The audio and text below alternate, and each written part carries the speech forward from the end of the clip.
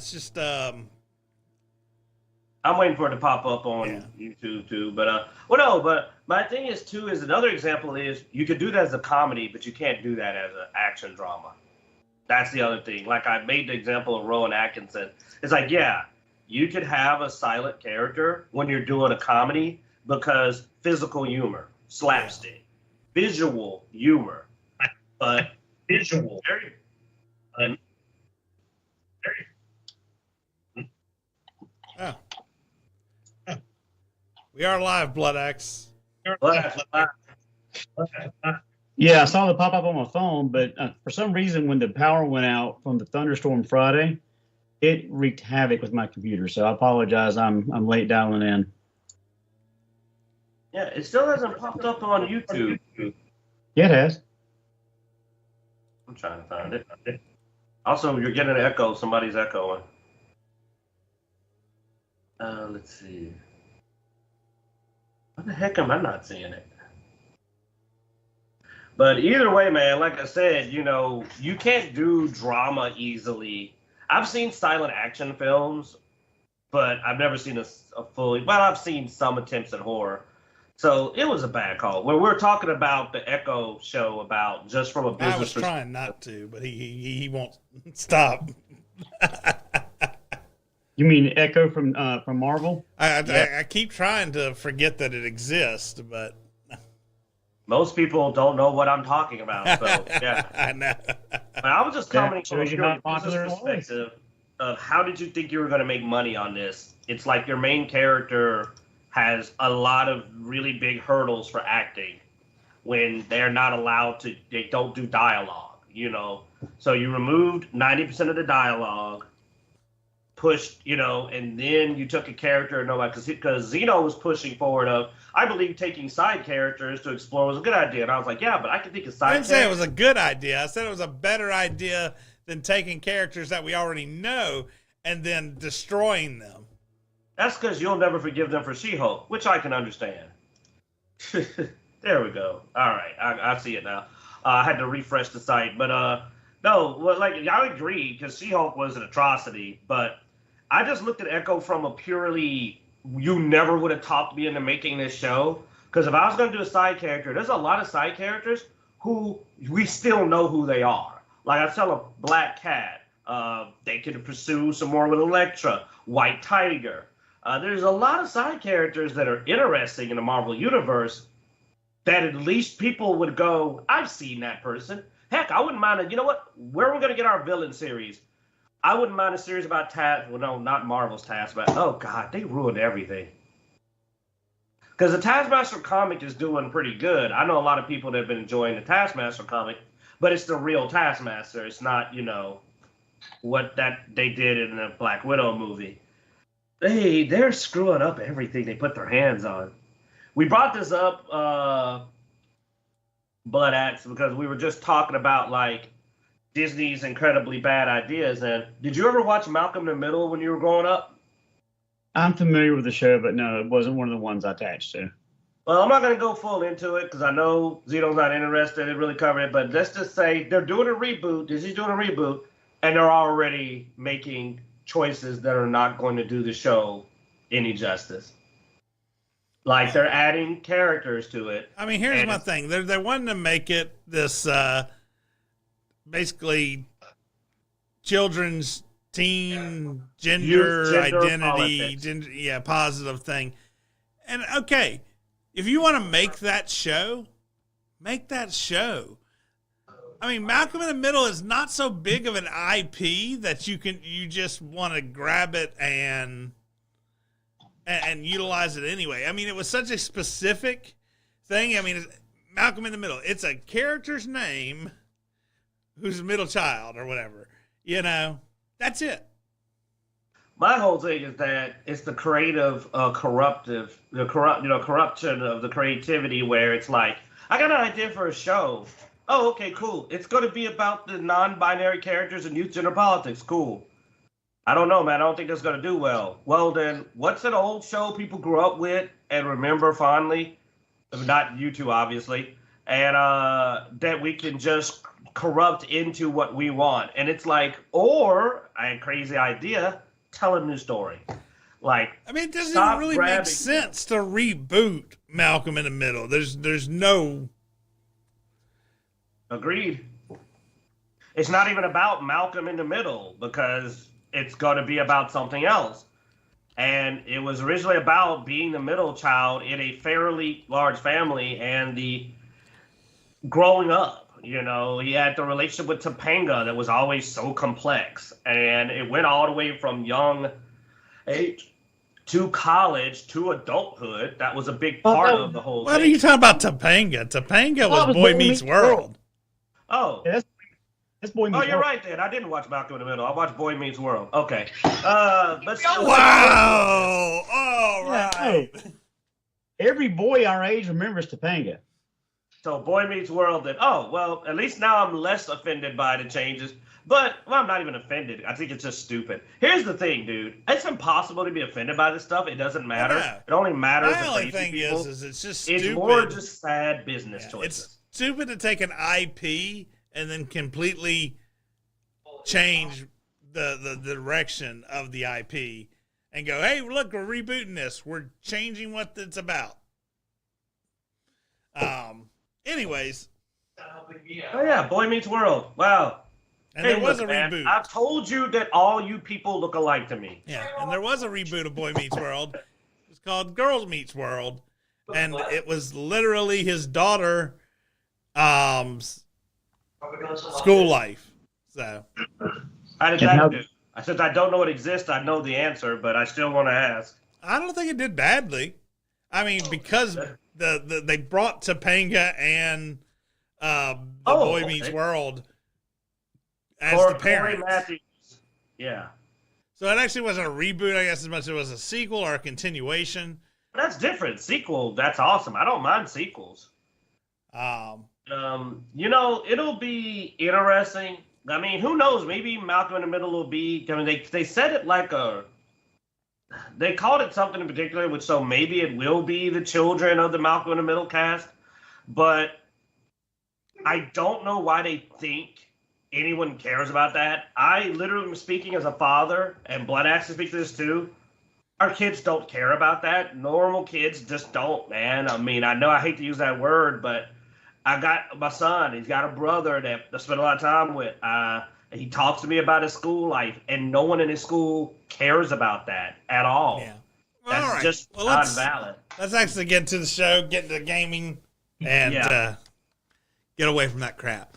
All right. It's a sucky topic. Let's talk about how they're ruining gaming. Yay! By they, I mean the companies. Don't you do that to me. I'm talking about the companies. Because the gaming industry is ruining gaming by the mile. Yeah. I'm amazed that EA didn't make it into our news feed this time. That's amazing, isn't it? Or did they? The layoffs? Did EA do some layoffs? Somebody did this week. I can't remember who it was. It's probably EA is always laying off. I wouldn't be surprised if you could just type in EA layoffs and you just get a weekly update on it. Yeah, I was more interested in the Polygon situation, but I mean, if it's on our radar or not. No, it's funny, man. He pulled it up and immediately there's an article from yesterday about EA planning to do layoffs.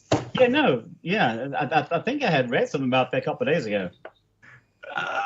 Friggin' EA is always firing somebody. It's just, EA.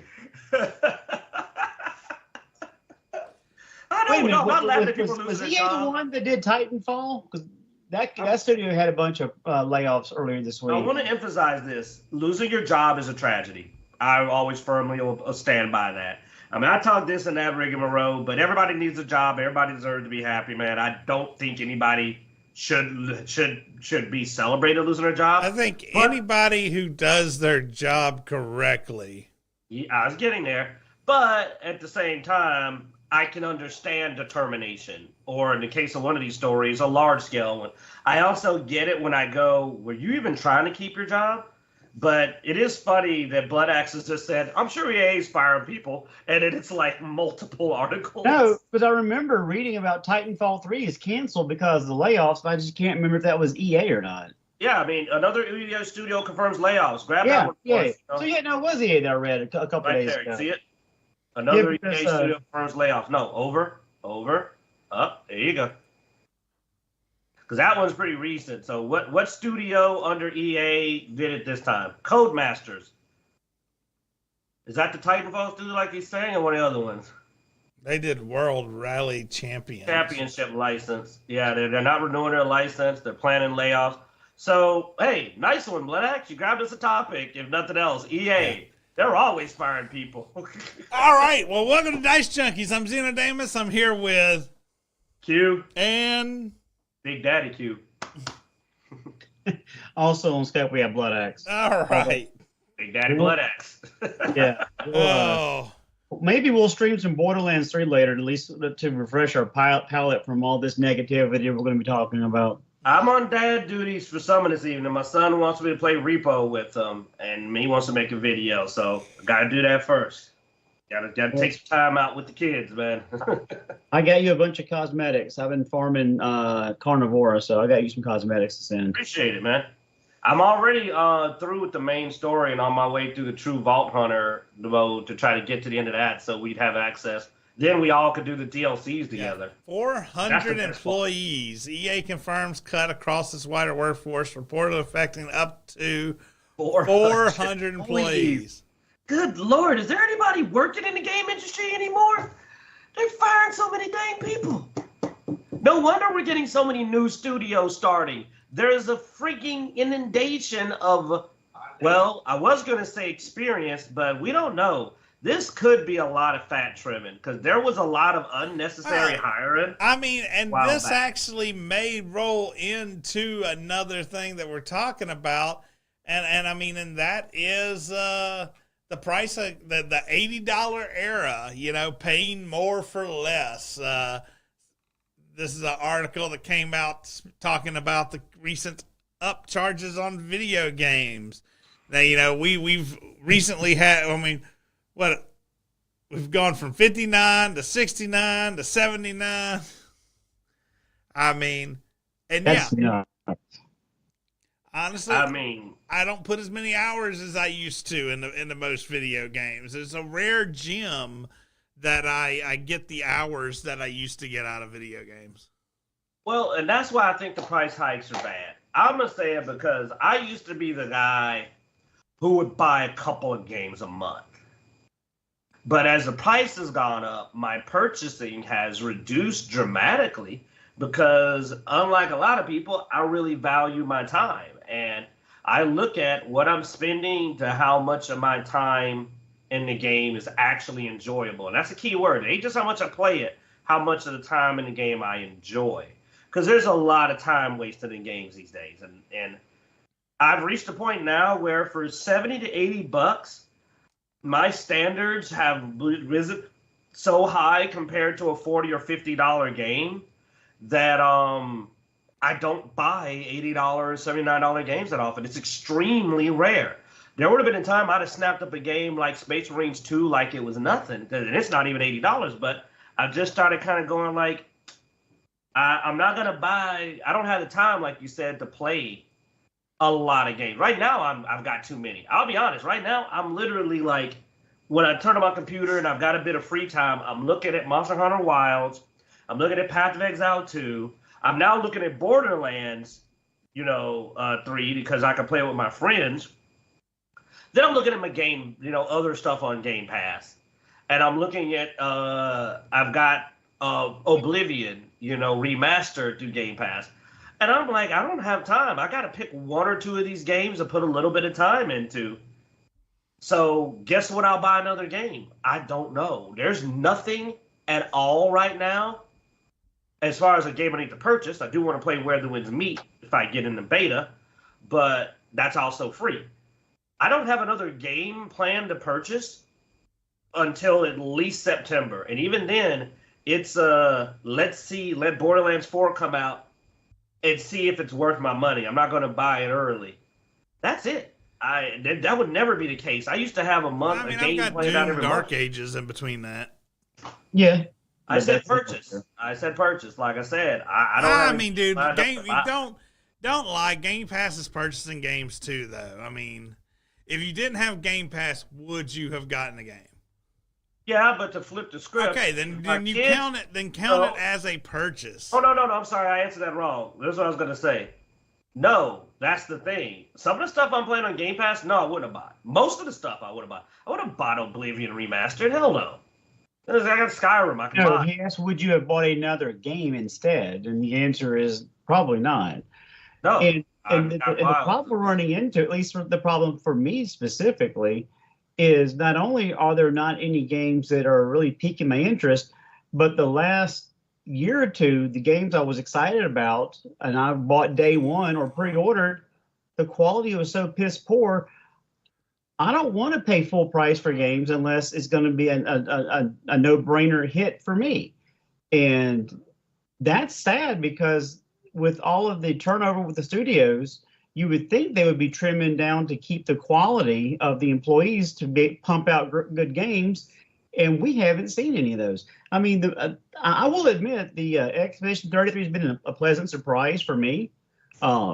Even the score is well done. It's actually really interesting, and I'm actually stopping to listen to music versus just blitzing through the story. But even with Doom, yeah, I probably would buy Doom Dark Ages because I played all the Doom games. But I wouldn't have bought it day one. I would have waited for it to go on sale. Same with Space Marine too. Yeah, and I get what you're saying now, Zeno. And Bloodaxe, thanks. That actually was a great clarification. I wouldn't have bought them day one, no, because I'm going to be real, dude.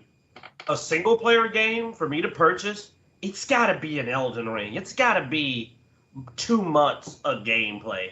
No, I'm not going to pay full price for a single-player game that's not going to be something that... And From Software is about the only studio I trust like that to buy on release. And the Remnant 2, what is it, Dark Hat, I think? I like their Remnant 2. I'd buy Remnant 3. I'd probably pre-order Remnant 3. But it's also a multiplayer game. But I'd probably pre-order Remnant 3. But it's a very small list, man. And if my kids, what I was trying to say earlier, I'll get it out faster, is that if my kids didn't play Game Pass, I wouldn't even have Game Pass. There's nothing on Game Pass that would sell Game Pass to me. There hasn't been in a while. It would be Gears, the next Gears game when it comes out. And that's about it. It would be something, because here's why. Because me and Bloodaxe, and if we can get our boy Zeno off of No Man's Sky's 93rd season special, that stuff grabs 2 of my friends. I lose him and Jarek every time No Man's Sky adds something for a couple of weeks. I can't blame him, though. I get it. I'm no way with Wilds. New stuff comes out, man. I'm bugging him to go hunt down the monster. But I know Gears, I'm going to get like 500 hours with me and Bloodaxe. Me and Bloodaxe, and Vixen Emu, you know what I'm saying?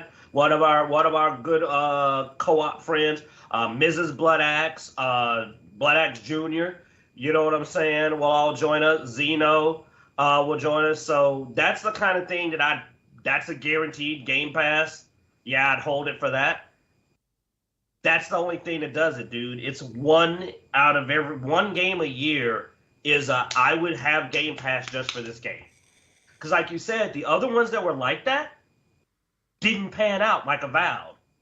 No, it didn't pan out. Expedition 33 is a better RPG. I'd rather play that before I play Avowed by far. The price hike to me isn't worth it. It just makes me buy less games.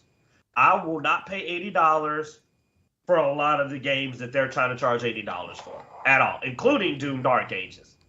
Which I think Expedition 33 is not a $80 game, though. I think it's only a $60 game, if I remember right. I don't think it was a full price game.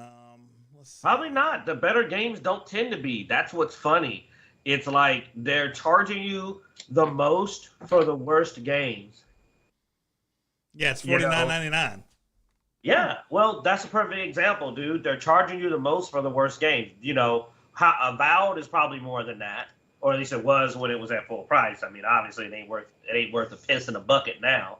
What was that quadruple A game that came out with Skull and Crossbones, whatever it was, and it was an absolute travesty?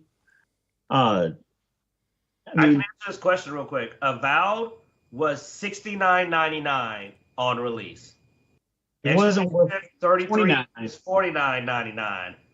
and it's a much better game. Dude, the only reason I'm not playing this game like you two are is I've got so many other games on my plate. Like, I'm trying to re-level because I lost all of my stuff when I switched from Xbox to PC for Borderlands 3. I'm still hunting in wilds, and I'm trying to figure out if it's even worth continuing to play Necromancer in Path of Exile 2 until they patch it. I'm still on the fence. I don't have time, but once I have time, I'm going to play it because it sounds like it's one of the best RPGs to come out for 2025. Well, I will say real quick that the story, and there may be something in anime that I'm completely ignorant on, but the story is really, really interesting. It seems fresh and new, at least to me. It's not something that we've rehashed over and over again. The music is wonderful. The characters are interesting. Even some of the enemies, you know, as long as you're playing toward it, you're using your common sense, you know, a lot of the stuff has a really good story, and I'm trying to figure out what's the deal with the curator, and you know what's the deal with the paintress. And so it's been a fun game, but even then I wouldn't have paid full price for it because it's not something I normally would have bought. But because it was on Game Pass, I am enjoying it in between playing other games with my friends and that I want to play just to waste time. But, well, and I mean, and this rolls us back to the beginning. You know, I mean, here's a game, $49.99, well-written story, small team, and we keep seeing these $80 games and $70 games that are poorly written, have these huge teams, and are not the quality of the lesser games. Which, I mean, once again, you know, that the previous article, $80 for a game, paying more for less. It really feels like we are paying more for less. And then we see all these layoffs, which just tells us, yeah, most likely you didn't need all those people. You probably had a lot of those people to check boxes, you know, and because, I mean, you don't need this some consultant to come in because usually they don't have the whole picture in their head, and they're trying to tell you to do things that probably aren't really to the best of your game's credibility.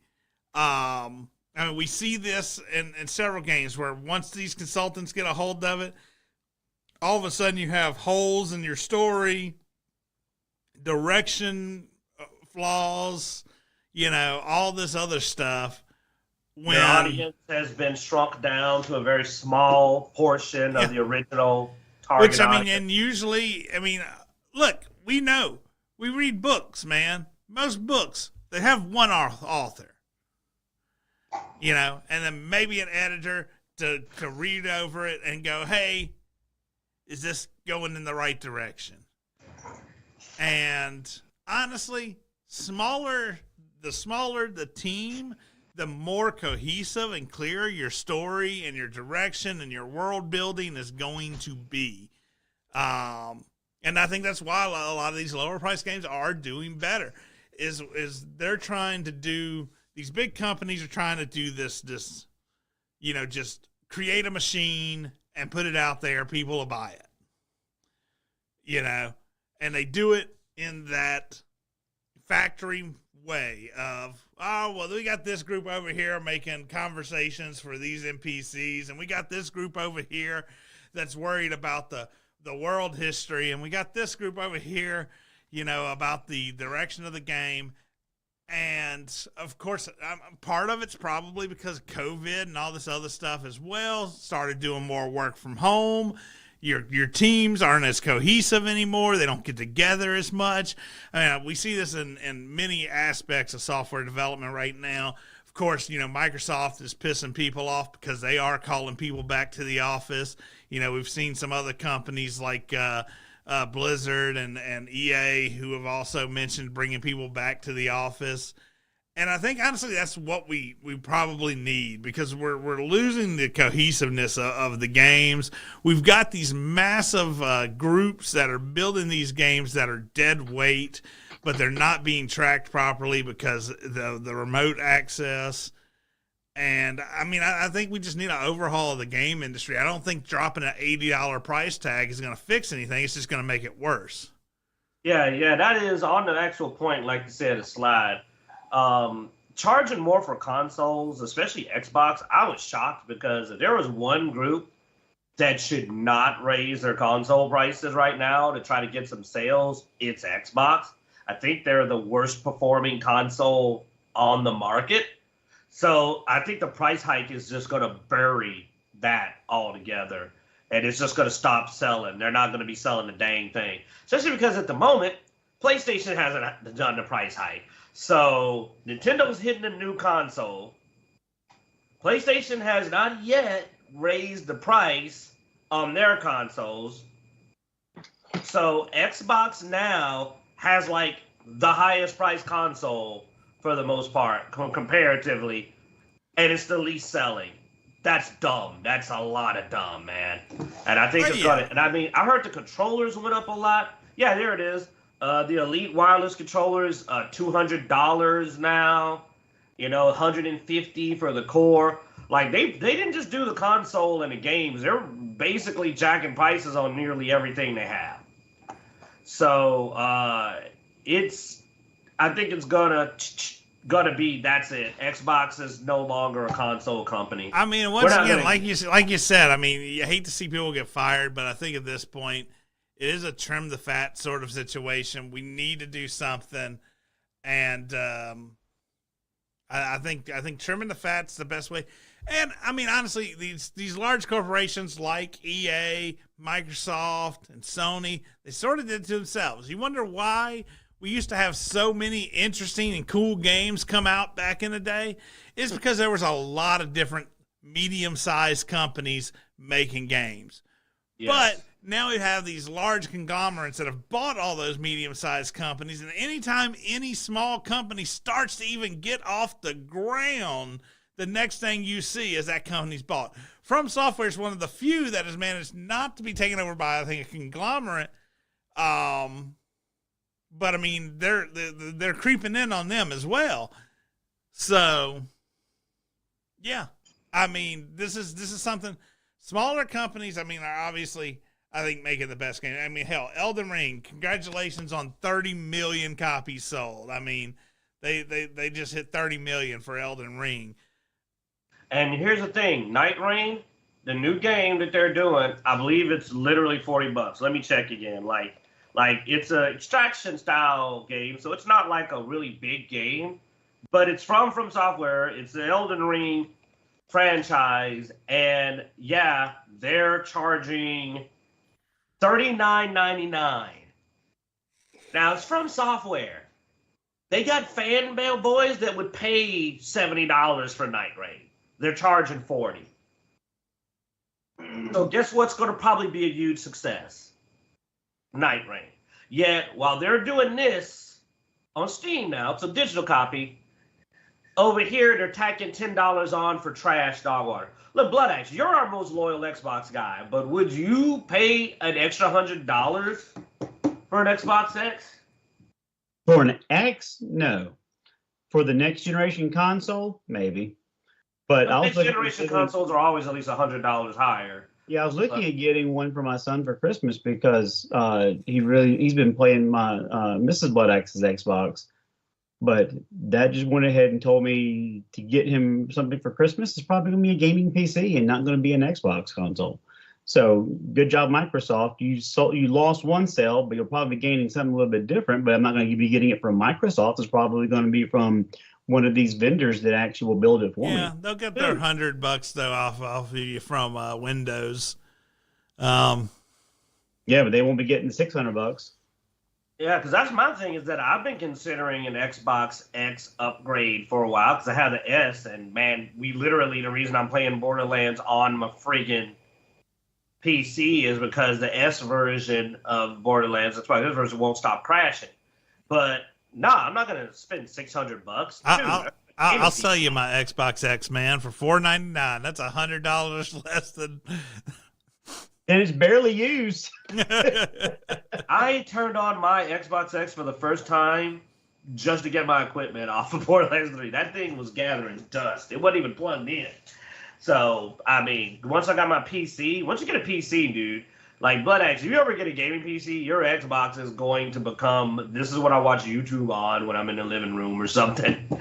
Like, but I think the price hike from was arrogant. They're not doing well enough, nor is their console desired enough for a price hike. That's stupid. Across the board, they're about to lose the farm.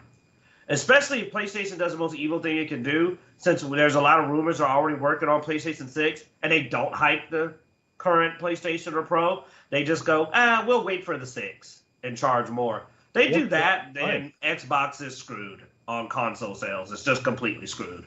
It'd be dirt if they dropped the price. Oh, I mean, no, they're not going to give money back. It's Sony. I would love to see it. I might even be willing to forgive them if they went that far. They actually dropped the price because of how hard things are now to help the community.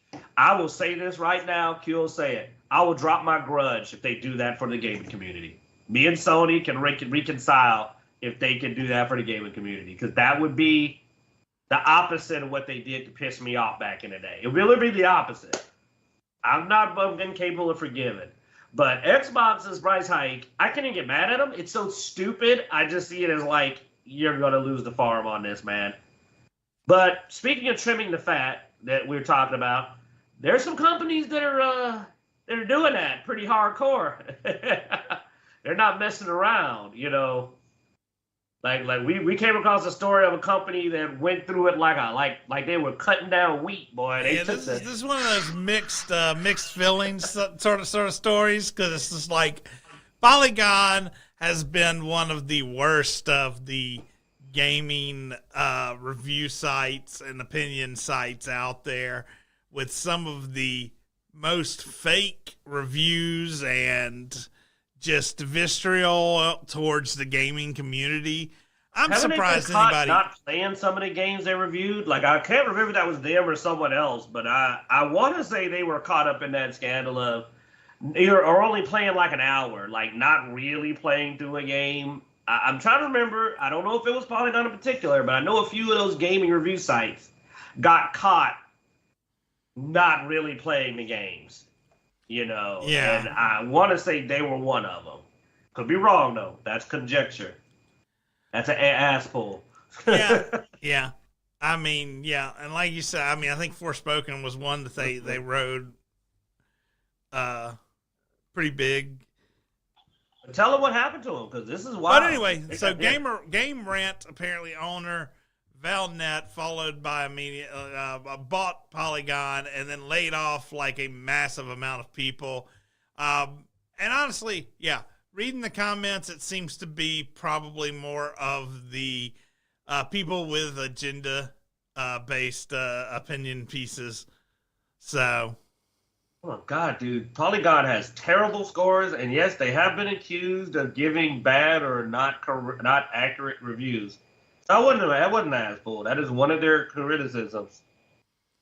But yeah, dude, like I said, Polygon was one that you really didn't trust, and I don't know why I don't know why Game Rant actually bought them, because I mean the name is ruined. So I don't know really what they're buying here. Oh, they surpassed Kotaku for being hated. Wow, okay. Well, that was the thing that got me is, well, they bought it because they bought everyone else, dude. Like, they bought Fextra Life, Open Critic. Like, they've been buying up game review sites. Because they got Game Rant, Screen Rant, The Gamer. No, go down. They got more. They talk about it. They got Fextra Life, and I used Fextra Life for a while. I kind of stopped recently because there was some controversy on some of the stuff they pulled. They're a little shadier than I originally Open thought. Critic as well. Little shockers. But basically, there was a purchase by Valnet and a large amount of terminations. And according to literally the people getting terminated, because, being unprofessional, they all went on social media to complain about it. And look, I hate that you lost your job. I'm always going to stand by that. But it is a shame when you make me have less empathy when you go out, and not all of them, some of them are being a bit professional, some of them are tripping. And you're just like, well, maybe they fired you because of your attitude. I'm just being honest. Like, if this is the way you act, you're not exactly giving the idea that you were a very pleasant employee to have. I mean, I've left jobs for various reasons. I've never had anything to say. I just go like, yeah, I'm over here now. But to go on social media and go on a rant, it makes me go, one, it's going to probably make it hard for someone else to want to hire you. You're trouble. And B, it makes me go like, if you're willing to go on social media and talk about your former employer like that, you probably were not a very reserved or self-controlled, well-tempered person to begin with.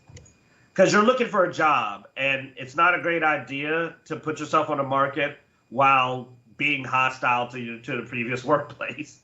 I would immediately go, well, we don't need her, or we don't need him. They're trouble. Look at their behavior. We don't need this kind of person in the company. When just being honest. But most of the people they're leaving, what got me is how many of them claimed that it was nearly the entire staff, or that it was the entire staff, implying that this was a 80 or 90% termination if you go by the former employees' statements, which is pretty wild. I mean, if Valdez bought Polygon, I mean, they even fired the co-founder. What was it? Go there, let me get his name. Chris Plant, who is the editor-in-chief and one of the co-founders. So, Bloodaxe, I don't know, man. What do you think? Like, when you do this kind of company sweep, you did not buy it because you wanted any other people, is my opinion. Now, you clearly were gutting it.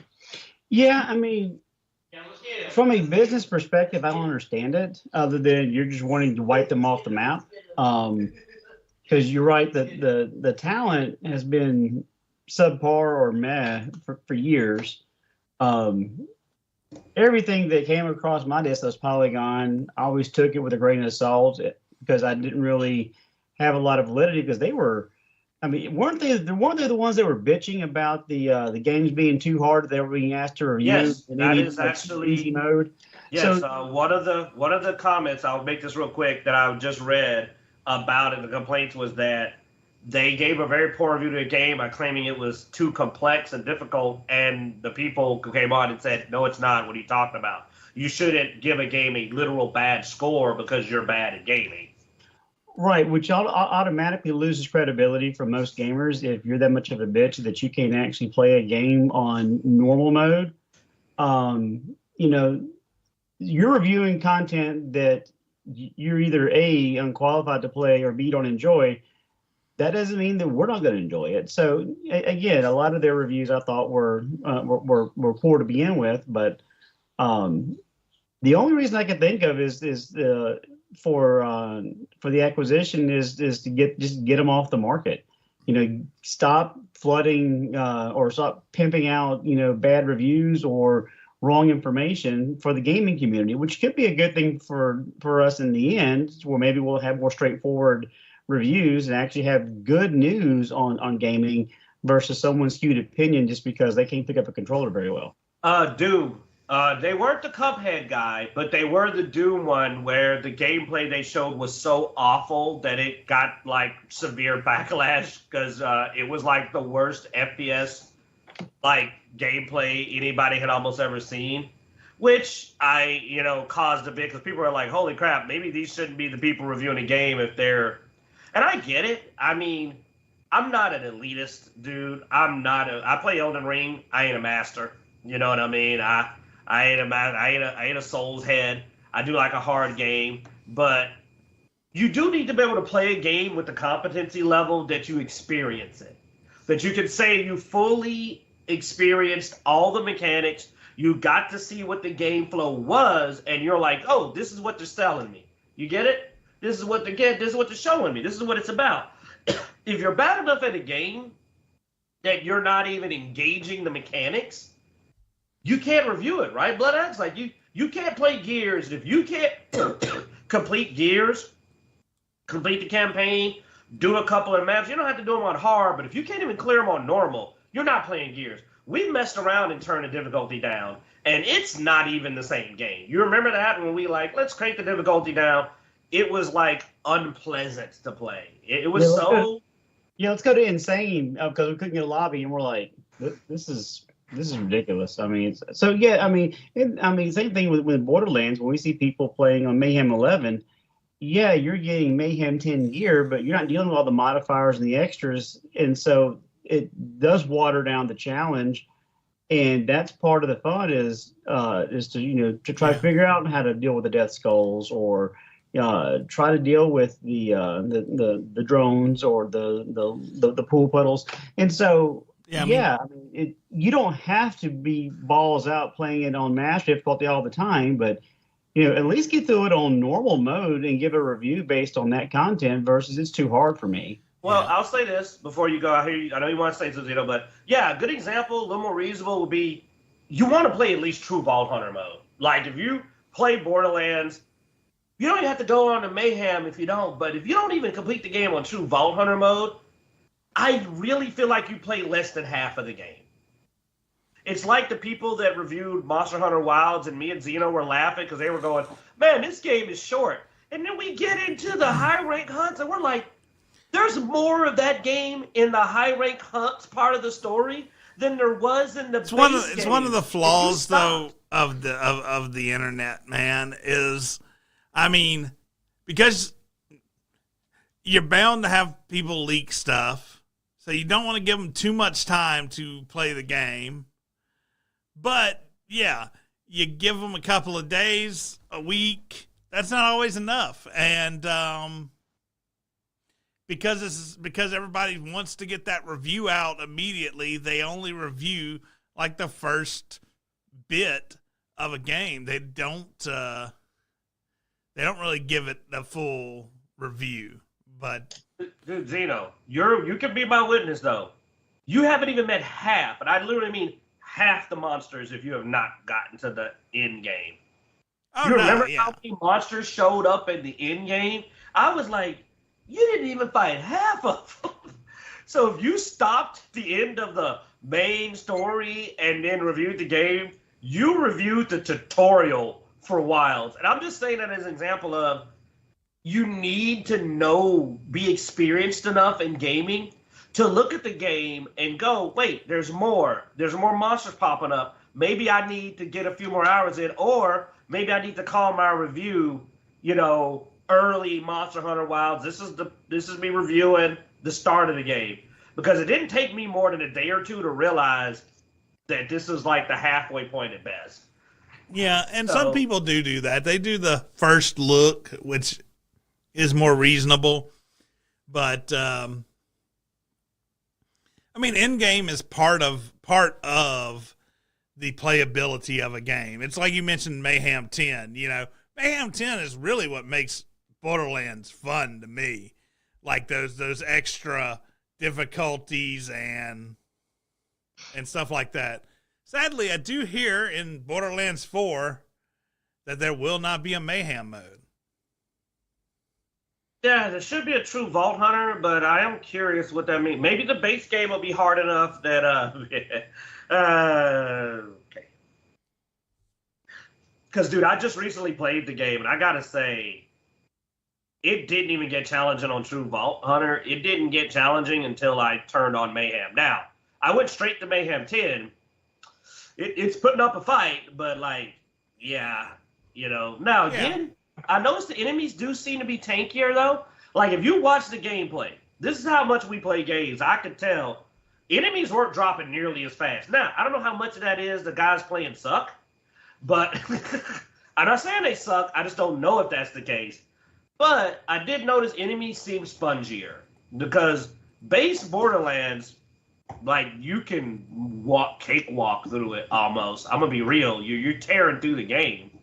Now, you're going to end game, and let's be real, with the way the campaign is for Borderlands 3, God, I can't believe I survived it. But being able to mute really helps. Being able to go through the base campaign fast is a good thing, right, Bloodaxe? Well, yeah. And the game didn't start until you finish it. Oh, heck yeah. Dude, to me, true Vault Hunter mode is on all three games when you're really playing the game. The modifiers aren't even calculated the same. Like, it's the way the game's meant to be played. So it's, to me, the bare minimum.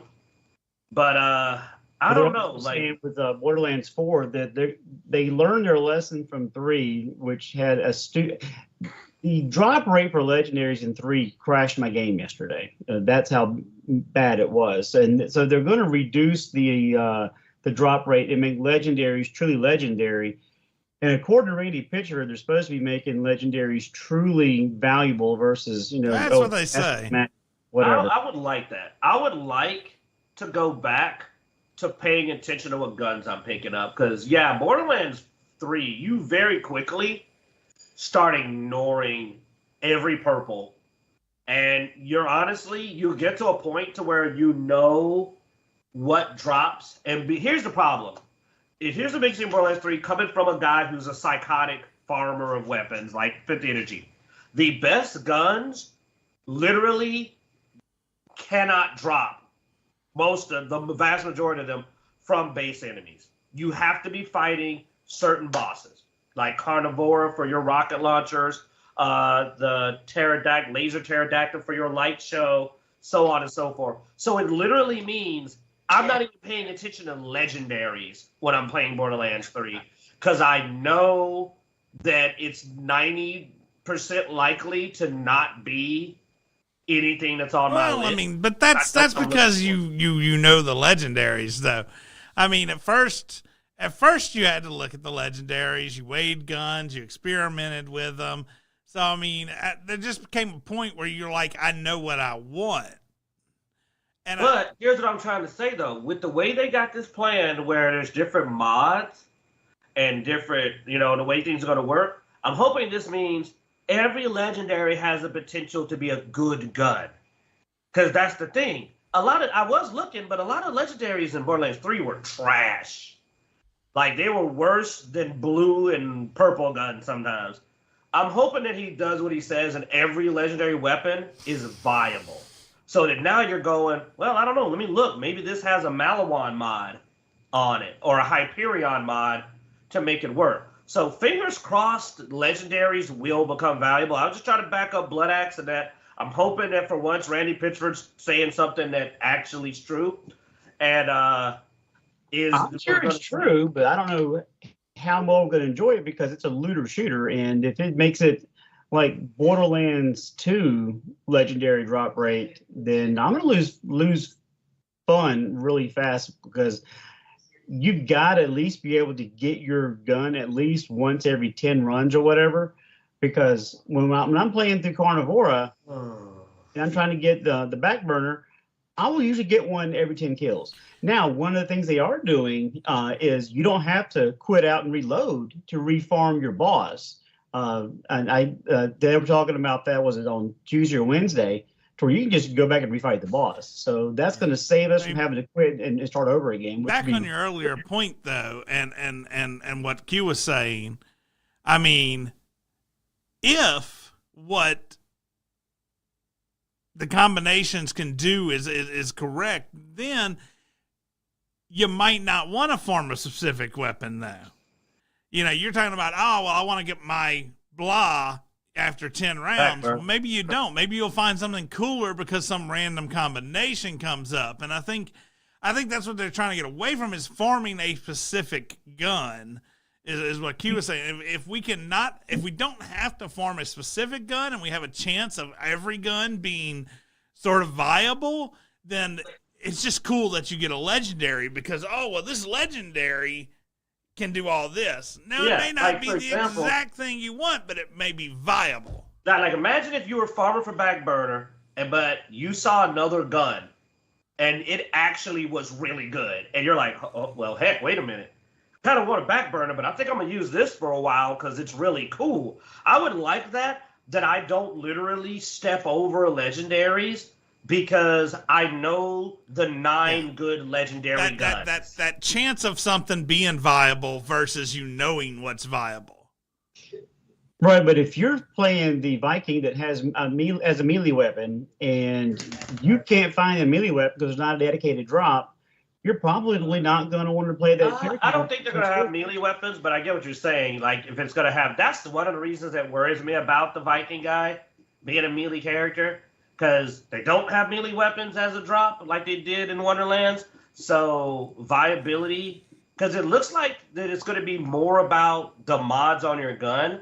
So I don't think non-gun builds are going to be viable, if I'm honest. I'm really not expecting they will.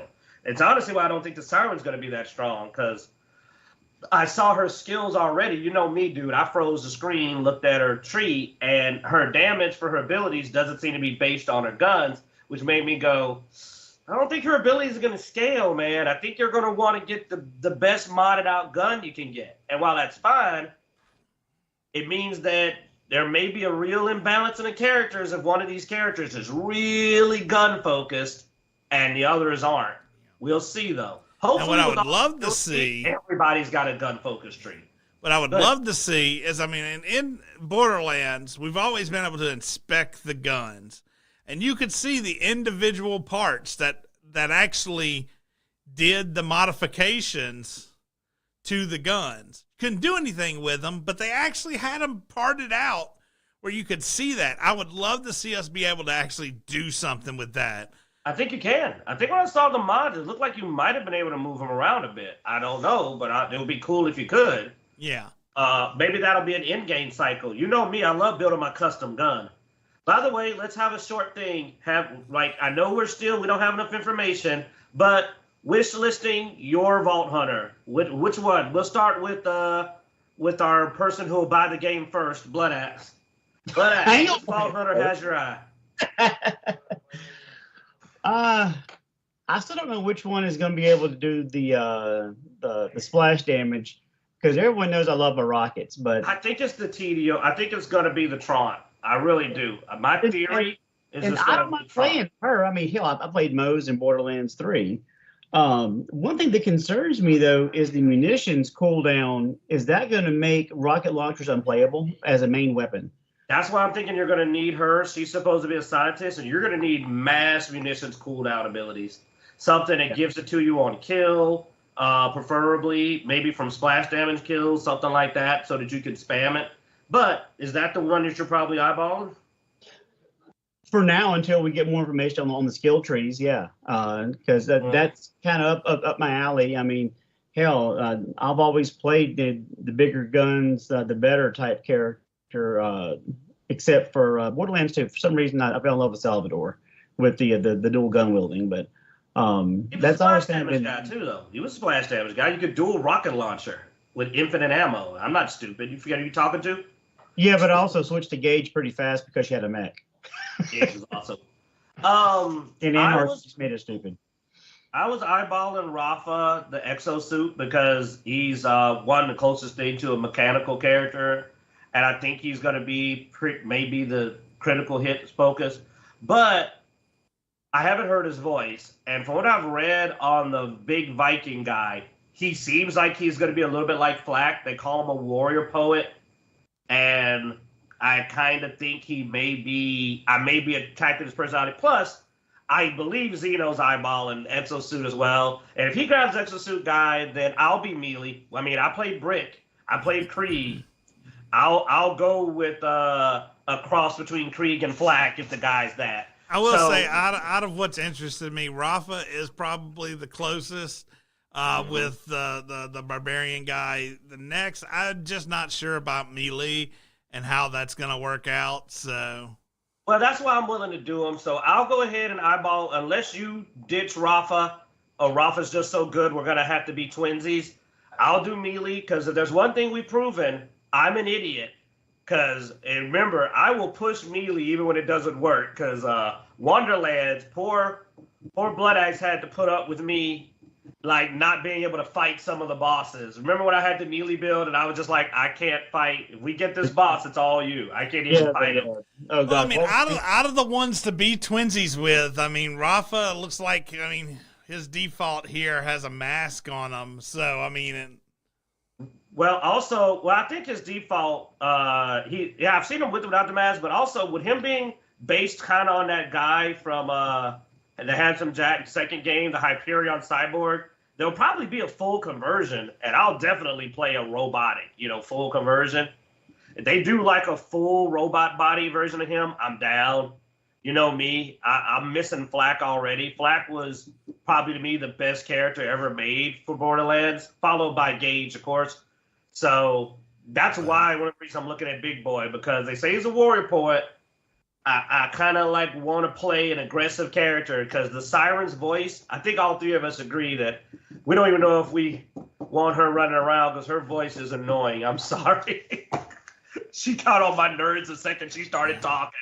Now I also do get Bloodaxe's worry of finding the right gun, being that they added 2 new manufacturers, so you're even gonna have more variety than before.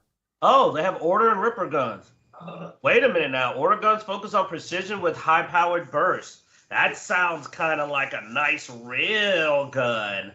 Oh, I like one-shot builds. So when you add in 2 new companies plus the crossover of company.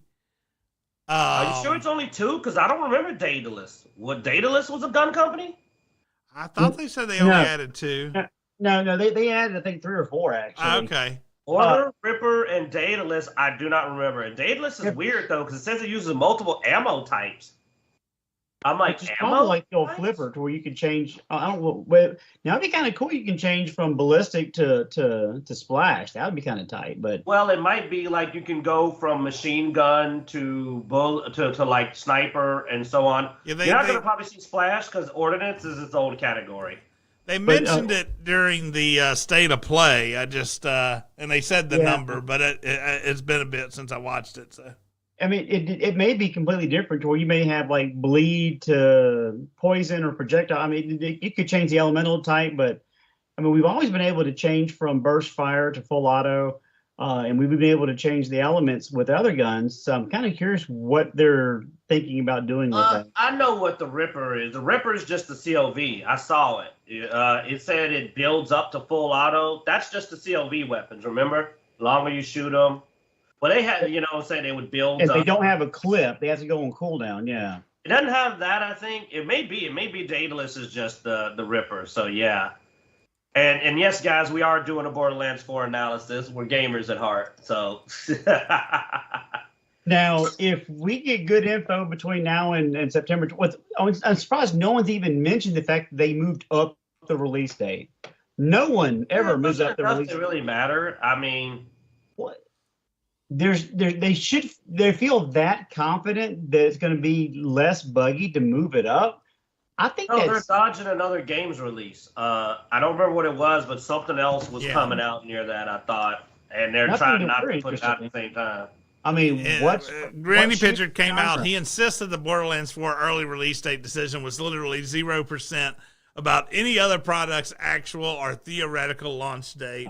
Okay, so that means what? This came amid speculation the shooter might have moved due to games such as Marathon or GTA 6. Which GTA 6, well, actually, we can hop to that next. GTA 6 is a movie. But I have no interest in playing GTA, and most people that play shooters aren't going to be interested in playing GTA unless it's just for fun, shits and giggles, so they can see what the hookers do. I'm sorry. I would have believed that maybe it wasn't about that if Randy Pitchford hadn't have said it literally wasn't, because it's Randy, and Randy lies. So now I'm convinced he was dodging Marathon in GTA 6. Which GTA 6 has been postponed to next year now. So yeah, it's almost 6 months. Like, it went from being a fall release to was it May, which is a really big jump. Like I said, it's almost half a year. So let me ask you guys this, and I had my feelings on it, but I want your opinion first before I give mine. Because we're changing to a new planet, and it's because of the moon that Lilith had, I guess, spat out from Pandora. It revealed the hidden planet, yeah. Are there going to be cameos from existing Borderlands characters on this new planet, and how would we feel about that? Yes, Zane is there, Amara is there. We don't know who else, but Zane and Amara appear in the trailer. Why? I don't know. It's specifically also, so far, only been characters from Borderlands 3, so I don't know how much of a cameo. It is interesting, though, that I don't know how they're going to handle people like Marcus and Mad Moxie, because they're usually established. And since you're not a Crimson Raider, from what I can tell, I don't think you are, I don't know how Mad Moxie would be on a hidden planet. So that's my things. I'm afraid for once we may not have a Mad Moxie bar unless you help her establish the bar like partway through the gameplay. They have to have a legitimately good reason to bring these legacy characters in. Otherwise, it's going to make zero sense. It says returning characters include the likes of Moxie, Zan, Claptrap, Amara, and more. Well, at least we get Moxie. But, I mean, if you paid attention to the trailer, Amara says something about them having Lilith behind some door. So there's a theory that Lilith is captured by the Timekeeper at some point because the dialogue implies Amara is looking for Lilith. So that's an easy way to bring him in. Well, they're going to be looking for her. If the story is a rescue op for Lilith, I can get down with that, and that would make sense as long as Abe is not included with it. I just don't know how your characters are involved because there's nothing implying that you're a Crimson Raider, but they also call you a Vault Hunter. And why would you go to this world looking for a vault unless you've got a reason to think there's a vault there? So, but also we're doing something really stupid because we are literally discussing a story for Borderlands, and that may be the silliest thing we've ever done on this channel.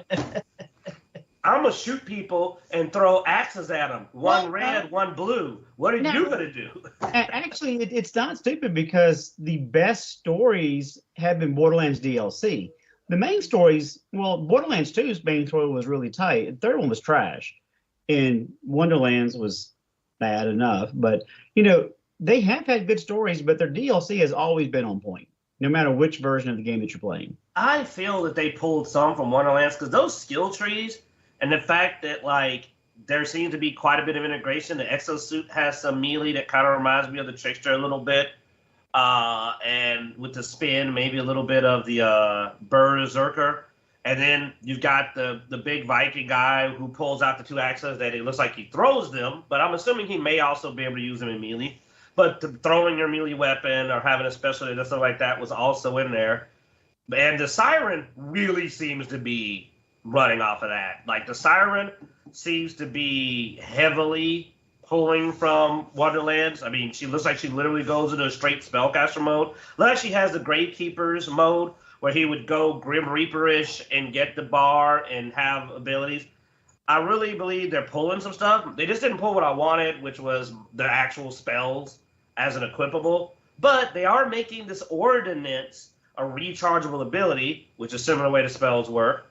So we don't know. Maybe there'll be something that heavily resembles spells, but it's, quote, an ordinance. It just happens to throw a lightning bolt or a fireball as an ordinance. We might see that. My biggest thing is I'm feeling for you is that I know you're used to your rocket launchers, and them being made an ordinance may impact the ability to make them a primary playstyle if you can't find a way to be able to use them consistently. You can't be running around unable to shoot for 15 seconds. I agree. You can't have all your damage be on ordnance and you not have the ability to continuously use ordinances with minimal to no gap.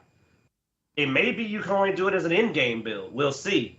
Because that is the thing. At least with the way rocket launchers before, you could carry a rocket launcher. You could find a way to keep the ammo in it and fight through the whole game. You use your Bose rocket launcher as your main weapon. You don't have to switch. You use that throughout a whole takedown. I had 3 different rocket launchers, and then I had a flipper just in case a death skull popped up. So, absolutely. And maybe there's going to be some other alternative ammunition modes that will, substitute splash damage from regular ballistics versus using rockets, and I can live with that. Yeah, if they give you something like the flipper that functions as a splash damage from a different weapon to fill in the gaps while you wait for your cooldown, that's fine. And you know what? They should be able to do it because you're forgetting parts. You'll probably get a Torgue part that turns your damage into splash on a Malawan weapon, which is basically what the flipper was, a splash Malawan weapon. Yeah. This is why me and Zeno were saying you might find a gun that's shockingly good that isn't what you expected. You're looking for a rocket launcher and you find a submachine gun that does splash damage. I've always been the mobber, and you've always been the bosser. And if I can't be the mobber, then I have to figure out a whole new playstyle. So, what do you guys think about the new on-demand vehicle? Apparently, just being able to pull a vehicle out your ass in the middle of if the map's gonna be big, because one of the most annoying things, though, luckily I did realize I did get my snowdrift so I can get around the map faster, is just traversing long sections of the map is annoying. Being able to whip out a vehicle now at any point means you get around faster. I like it. It means you get from fight to fight quicker. You can zoom in. I think it's not bad at all. I hope the vehicles are more functional because, dude, on Mayhem 10, I forgot how much all the vehicle sections are really trashed because, your vehicle gets one shot. Well, yeah, they don't scale enough, so they get one shot. That sucks. And, I may have to turn off Mayhem 10 when I get to some of the vehicle campaign parts that you can't skip because the vehicles get one shot. Because the damage is at 10,000 times for Mayhem 10 or whatever. So. Now, one of my things I got really concerned with on the preview was the flying robot that he pulls out that hacks things for him, but it also shows you a hologram directional path to your quest. That quest the new assistant. little thing, yeah. I'm fine with that guy. I mean, it kind of reminds me of Jack from Gears. So you always have the robot companion to rip doors and stuff. Yeah. And so my biggest problem is the quest assistant. It's more of that, that dumb mode, basically. Oh, well, you don't have to read the quest. Just ask your robot, and he'll just show you where you go. It's Borderlands. There is no complexity. No, I love it if it's what I think. Because already when I saw Amara and you followed her, I cringed. Because you just played through the campaign, and how annoying has it been that you got to follow some NPC to open a door for you that's really slow? If instead I walk up to the door, robot pops out and does it real quick, it means I won't get slowed down because Maya's freaking trying to I'm fine with that part. I'm not a fan of quest assistants. Dude, you're talking to an Elden Ring player. I know. I'm used to games that don't do that too. As being interesting, but it's Borderlands 4. I don't think a quest is going to offer any complexity. I don't think it's going to exist that you're going to be like, I need to figure out what to do next. I mean, how many times did I have to stop yesterday, go to the map because I had to go clear across this area just to get to where we're trying to go? I don't have a problem with it. I think it's fine, personally. I want to shoot things in Borderlands 4. I'm not coming to this expecting anything more than loot and shoot. I get it. It's nice to have hope. Xeno is hopeful at heart, apparently. I love that about him, man. He's like, I want more. And I'm looking at him and going, you forgot Wonderlands. No, you don't want more because you don't know what it's more of. Keep it simple, guys. Loot and shoot with my friends, cross-platform, cross-play. It works. And it works. Because when Xeno first bought Borderlands 3, he could not play with us at all. No, I was thinking about Towerborn. We were already ready to play Towerborn, and they gave me the big middle finger because you're on PC and I'm on Xbox.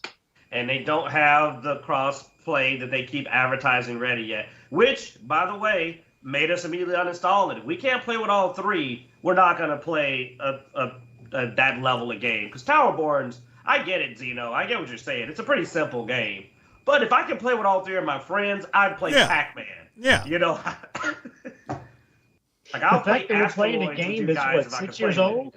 When did Borderlands 3 come out? But outside of gaming, while he's looking that up, how is everything going in the world of cinema?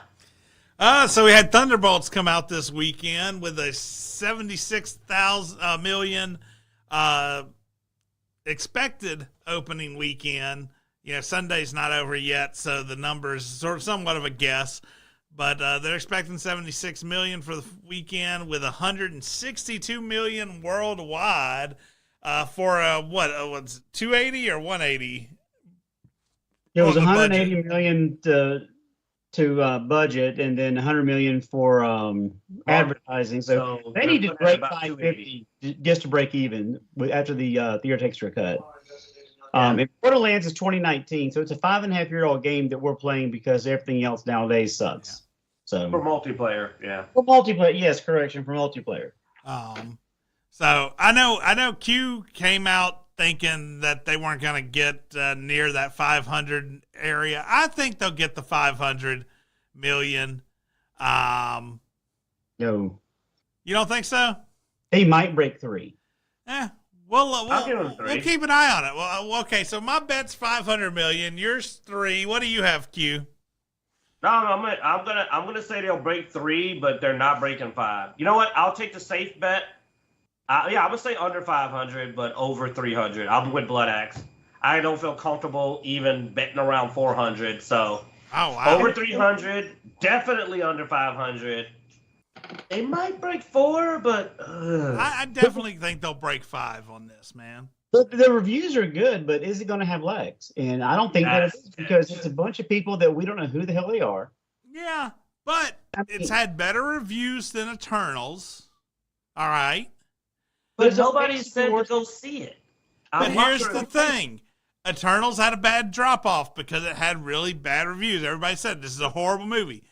Eternals did 71 domestically, with about 130, 140 globally. This has already broken what Eternals did domestically on opening weekend, which had a bad drop-off and still ended up with 400 million as its I also still think that's a lie. Global. So if it made 400 million globally for Eternals, then Thunderbolts should easily be able to surpass 500 million. That's all I'm saying. But you're forgetting that Eternals came out when Marvel was still mandatory watch. No, we were at it. When Eternals came out, we hated Marvel, man.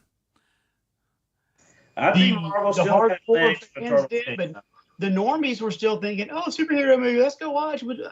Because there's some people that'll watch every single superhero no matter who's in it. But that was also right after the COVID stuff, and people were excited to go to the theaters again. Yeah, it's 2021, right when COVID had the lockdown stop. Unless there's some kind of hidden thing that gets word of mouth, that gets butts in seats, I don't see it getting anywhere close to 5. It won't even break 4, in my opinion. But y'all are underestimating the willingness of people to spend money. And none of my kids have asked to go see it. God, I still forget how bad the Marvels did. Wow. They asked to go see Deadpool. They asked to go see Minecraft. They have not even approached me about watching Thunderbolt. What was the last movie that came out for Marvel? Deadpool? No, Brave New World, wasn't it? Wasn't it Captain America? Captain America: Brave New World. And that did 414. So, and that's got the name Captain America in the title. And did have a better opening weekend, so. Hey, no backsies. You ride that 500. I'm still saying it's going to break 5. I'm saying it's going to break 5 because it's had better reviews. It had better reviews than Captain America. We'll bet dinner. Next time I'm up that way, Flynn is saying that, that it's getting good reviews, but fatigue may hit it. That's my thing. I don't think the movie's bad. I just think that Marvel has crapped the bed so much that the reviews aren't good enough to get people to go see it, because I've not heard anybody say, you need to go see this. I've only heard people go, it was pretty good, or it was okay. Yeah. I haven't heard any rave reviews, so I'm not interested 6 out of 10, and 6 for a Marvel movie is actually pretty damn good. Like, if I go see it, it'll be matinee Tuesday. Me and my son try to go catch a movie on Tuesdays because we got a matinee nearby, and I can't think anything else in the theater to watch. But if we watch it, it'll be there's nothing else to watch right now. You know what I mean? Like, there's literally nothing else I can think of. I'm looking now, and I'm not seeing, because I ain't taking him to see Sinners. He's too young for that. Oh, we might go see Until Dawn. I've heard it's pretty. No, the second half is terrible. Yeah, you know what? I'm actually a little worried, Bloodaxe. There is nothing out. Sinners, we already saw Minecraft. There is nothing out right now. I mean, the good thing is where Captain America, and this is where it may pull ahead of Captain America, is Captain America had internationally, black characters don't do very well. So it may pick it up in international. Though Maybe. we usually get a lot of money out of China, and with the whole tariff thing, we may lose out there. So I don't know. Well, yeah, because I'm waiting for Mrs. Bloodaxe to come back, and if it's still in the theaters, we're probably going to go watch Sinners. That's the one I'm really interested in. But Thunderbolts, yeah, it's got David Harbour, it's got Sebastian Stan, but I mean the rest of the cast is forgettable. And the only reason David Harbour is interesting is because of he was funny in Black Widow, and everyone likes the Winter Soldier character, especially the redemption arc, so on and so forth. But there's nothing really super interesting in this film that makes you want to go see it. Yeah, I don't even care if it's tied into the next big thing, because it's a forgettable film in my opinion. Stinger. They think they stinger. Yeah, I mean, those that don't know can go look it up if you want to. You can literally look up the stinger. Yeah, you don't even have to. And that stinger has me even less interested going to watch the movie, because I think that's going to be a turd too. I'm not expecting a lot out of this Doomsday. I'm not gonna lie. I haven't seen anything to make me feel it's worth the energy of checking out. Yeah. At all. Last thing we have on the news is Last of Us Season 2. Apparently got a bunch of review bombing because that's what they like to call it when they fuck up a show. You mean reviews? Yes. And I asked for this one because I got very annoyed, because I looked at this and I said, this is why Collider's trash and a lot of other media sites are. You cannot declare review scores dropping for a show, review bombing, when there's a valid reason. The show took a very big risk. It did something that was going to make or break it. It broke it. That's all. It followed the game. I mean, those that played Last of Us 2 knew this was going to happen. It killed the game. They're not doing a Last of Us 3. So it's like, this was a big risk. I'm not even going to say whether it was right or wrong. I'm going to say it was a big risk. But when the risk fails, you can't go, it's review bombing because people are homophobic. It has nothing to do with Ellie at all. It is purely related to they killed what many people in their minds thought was the main character. I don't know why they would think that. Oh, wait, it's literally who you play as in the first game, and it's the actual celebrity of the show. Well, I mean, here's the thing. It's not like we haven't seen... a well-known actor. Yeah, it's not like we haven't seen shows that have changed from the original material for the viewers. I mean, Game of Thrones kept people alive that shouldn't have been alive. Why? Because the viewers didn't want to see them die. They liked that character. Walking Dead, they kept certain people alive. Why? Because people like that character. As soon as you kill off characters that your fan base isn't going to like, well, be ready. Be ready for the consequences. And it's not a review bombing. It's just you fucked up. And my thing is, even from just the perspective of not the story, Pedro Pascal was the face of the show, the celebrity. I never heard of Bella Ramsey. Apparently, people are giving her a lot of crap. We looked her up. She ain't been in spit. She was like in a little bit of Game of Thrones. She wasn't anybody important. I don't know her. So to me, the celebrity of The Last of Us was Pedro Pascal.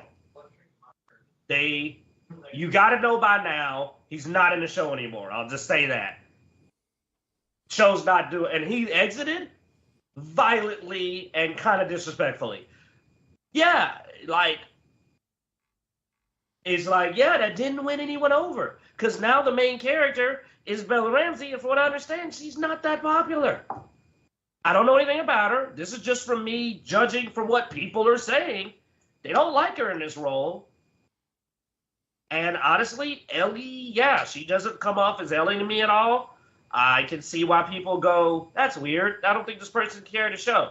So you killed your main character, and then you go, we're being review bombed when people give you low ratings for killing the main character. This wasn't like they killed Daryl. They didn't kill Daryl, but at least they killed Daryl. Daryl wasn't Rick Grimes. I'm talking about the Walking Dead. But if you killed Rick Grimes, which I think they specifically didn't do because that would have been a bad idea. Well, the thing is, too, with Game of Thrones and with, you have a much larger cast of characters that can take up the main role. True. But honestly, you got a lot of good guys. Yeah, you only had 2 characters that were really capable of taking up the main role, and one of them isn't very well liked, And let's be real here. People naturally have an affinity for certain things. Men tend to have an affinity for male characters. That's just the truth. We do. We all looked at him trying to protect this girl in zombie apocalypse. He lost his daughter. We get it. We got Joel. We get it. He's gone. Now what do we have left? We have Ellie, Dina, and Abby. We're 40-something-year-old guys. We got nothing left in this show, man. You know what I'm saying? We ain't feeling it. It's got nothing for us. You've basically phased us out of your audience.